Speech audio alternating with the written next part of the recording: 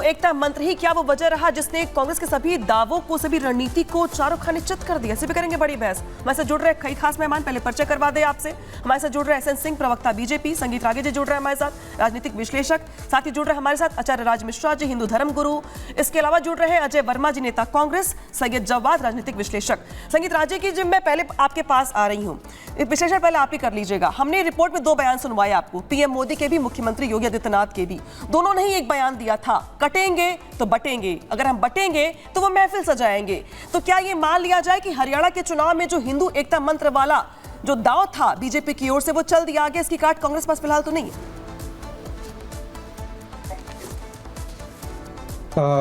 देखिए, मुझे लगता है कि हरियाणा की जनता ने जो नरेंद्र मोदी को 2024 के जो लोकसभा चुनाव में वोट नहीं दिया था और उनको लगा कि हमने बहुत बड़ी गलती कर दी है, उस गलती का परिमार्जन किया है।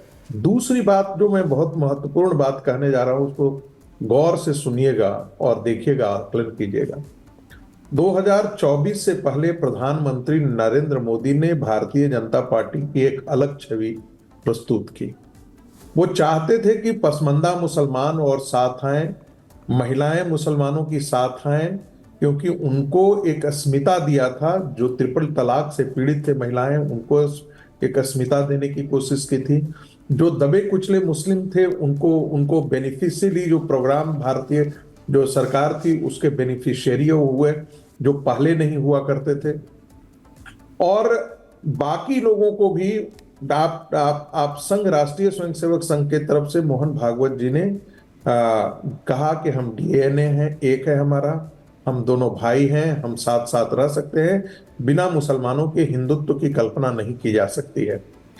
लेकिन मुसलमानों ने इसका प्रत्युत्तर क्या दिया? मुसलमानों ने वोट जिहाद किया और पहले जो फेज का चुनाव था उसी में नरेंद्र मोदी जी को पता लग गया कि जिहाद शुरू हो चुका है। इसलिए काउंटर में प्रधानमंत्री जो है एग्रेसिव पोस्चरिंग किया उन्होंने। चुनाव परिणाम आने के बाद सबकी आंखें खुल गई है कि आप इस्लाम के मानसिकता में कोई परिवर्तन नहीं ला सकते हैं। और यही कारण है कि बांग्लादेश में जब घटना घटी तो उसके बाद योगी जी ने कहा, बटोगे तो कटोगे। बांग्लादेश में आपके पास लौटूंगी सर मैं। एसएन सिंह जी, मैं आपके पास लौट रही हूँ। हरियाणा के चुनाव के बाद तो आप लोगों को बहुत मौके मिल रहे हैं जलेबी खाने के, कल से लेकर अभी तक जलेबी बन रही है, बट रही है, खाई जा रही है। लेकिन विश्लेषण के तौर पे अगर देख लिया जाए कि आखिर कौन कौन से फैक्टर्स रहे जिसने बीजेपी को काफी फायदा पहुंचाया, तो उसमें सबसे बड़ा जो 10 सेकंड मेरी बात खत्म कर लेने दीजिए। 10 सेकंड में अपनी बात खत्म कर रहा हूँ। ठीक है, बोलिए।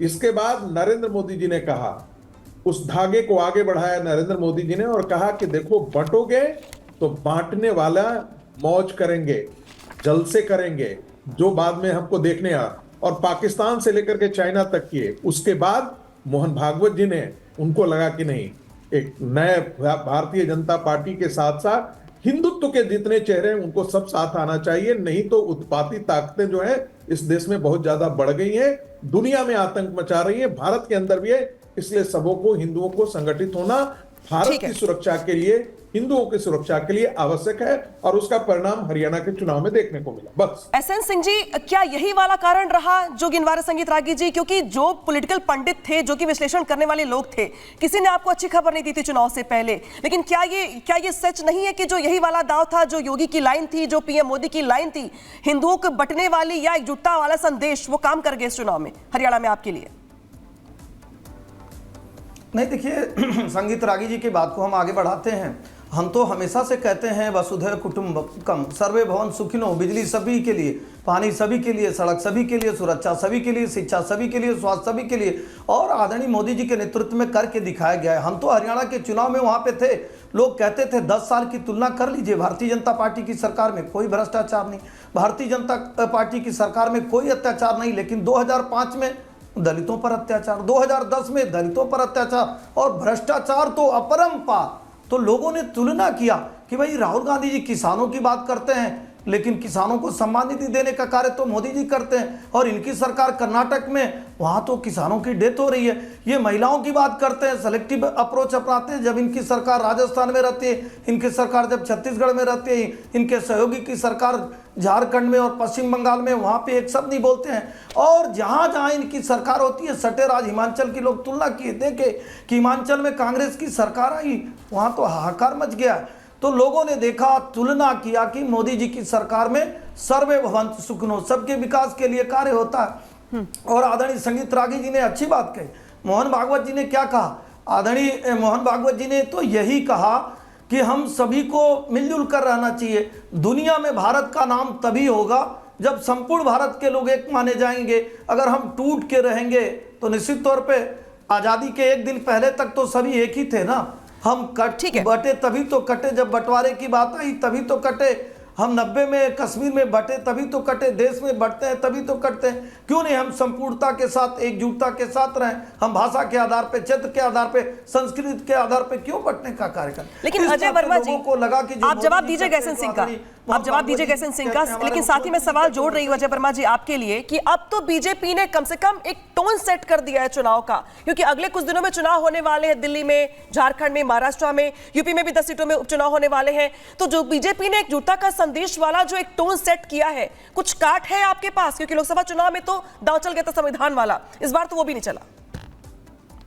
देखिए, भाजपा की सरकार बनाने की मोदी जी के बधाई के साथ साथ मैं चुनाव आयोग को और ईवीएम मशीन को और सिस्टम्स को बधाई देना चाहता हूं कि ये लोकतंत्र की हत्या और तंत्र की जीत हुई है।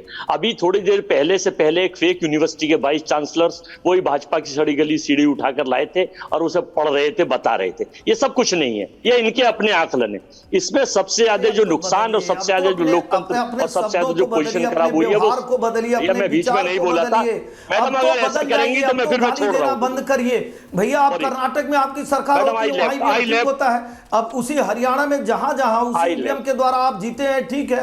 आप कश्मीर में जीत जाते हैं, ठीक है। हिमाचल में जीत जाते हैं, ठीक है। संस्थाओं पर गाली देना तो छोड़ दीजिए, देश को बदनाम करना तो छोड़ दीजिए। हरियाणा के लोगों ने इसलिए आपको नकारा क्योंकि हरियाणा के लोगों ने देखा कि चुनाव में भी वो विदेश में जाकर, ठीक है। अजय वर्मा जी मुझे नजर नहीं आ रहे, मैं अभी बात करती हूँ जरा सा, मुझे लग रहा है कि वो जुड़े नहीं हमारे साथ। सही जवाब जी, जवाब दीजिए यशवंत सिंह की बात का। साथ ही ये भी कही कि जो अगले कुछ चुनाव है विधानसभा के कुछ राज्यों में, इसको लेके क्या कांग्रेस को रणनीति में बदलाव करना नहीं पड़ेगा? क्योंकि बीजेपी ने हरियाणा में तो जो बाजी थी, जो उनके खिलाफ जारी थी, जो हवा उनके खिलाफ चल रही थी, उसको बदल दिया और जो परफॉर्मेंस थी 2014 से बेहतर कर दी। तो अब जो कुछ चुनाव होने वाले हैं कुछ राज्यों में, उसको लेकर के जो स्ट्रेटेजी है, बदलाव जरूरी है उसमें। अब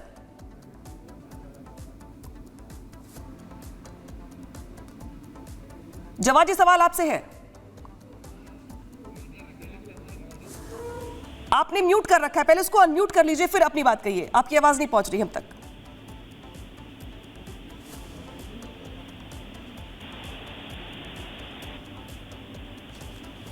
शायद हम तक आवाज नहीं पहुंच रही है। अब सीधे रुख करेंगे राज मिश्रा जी का। आचार्य राज मिश्रा जी, तमाम पॉलिटिकल पार्टीज के अपने अपने दावे, चाहे वो तुष्टीकरण की राजनीति हो, चाहे वो जो टिकट बांटे गए उसको सोच समझ के बांटा गया, परिवारवाद का भी मुद्दा उठाया गया, लेकिन इस बीच बड़ी बात क्या रही? बड़ी बात यह रही कि जो एजेंडा, जो टोन सेट किया बीजेपी ने हिंदू एकजुटता का, वो यहां पे काम कर गया।